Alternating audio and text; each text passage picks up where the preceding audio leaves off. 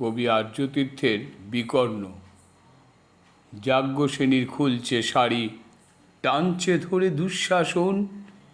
দায় ছিল যার গর্জে ওঠার, নিচু মাথায় সে পাঁচজন। দুর্যোধনের নগ্ন উরু, ইঙ্গিতে তার দর্শকাম। হস্তিনাপুর দেখছে বসে, ধ্বস্ত হতে তার সুনাম। অন্ধ রাজা সিংহাসনে আর্তচাচান বৌমা তার। নিজের দলের নির্যাতনে সব রাজা হন নির্বিকার। কর্ণ বসে হাসছে হাহা, রাজার দলের লোক তো সে। শর্তবিহীন সমর্থনেই তাবতারাম সুখ বসে। ভীষ্ম, দ্রোণ, কৃপ, নীরব সরকারি লোক হাজার হোক, রাজার কথাই তোমার কথা। তুমি যখন রাজার লোক, খল শকুনি দেখছে সবই, বস্তুতে সে ধ্বংস চায়। ঘরের মাটি লাল হয়ে যাক দেশ বিভাগের যন্ত্রণায়।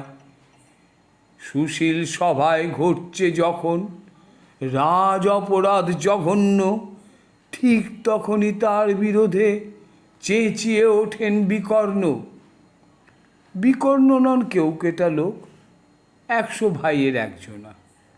তেমন করে এর আগে কেউ তার কথাটাই জানত না। যতুগৃহে কারেন্নিরা অন্তত তা নেই লেখা।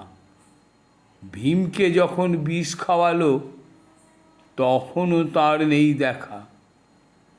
কিন্তু যখন প্রকাশ্যতেই কাটছে নারীর আব্রু কেউ, স্তব্ধ জীবের চুপ সাগরে বিকর্ণ হন একলা ঢেউ। চেঁচিয়ে ওঠেন রাজার কুমার যুবরাজের বিরুদ্ধেই। মহাবলী পাণ্ডবেরও তখন গলায় সে সুর নেই। রাজাও যখন নীরব থেকে সায় দিয়ে যায় ধর্ষণে, ঠিক তখনই সমস্ত যুগ বিকর্ণদের সর্ষণে। আমরা যারা কিচ্ছুটি নই, একটি মোটে ভোট কেবল, অত্যাচারের সামনে এলে সঙ্গী শুধু চোখের জল। পোষ্যভাবে যাবনা চেবায় অন্ধ এবং নিকর্ণ।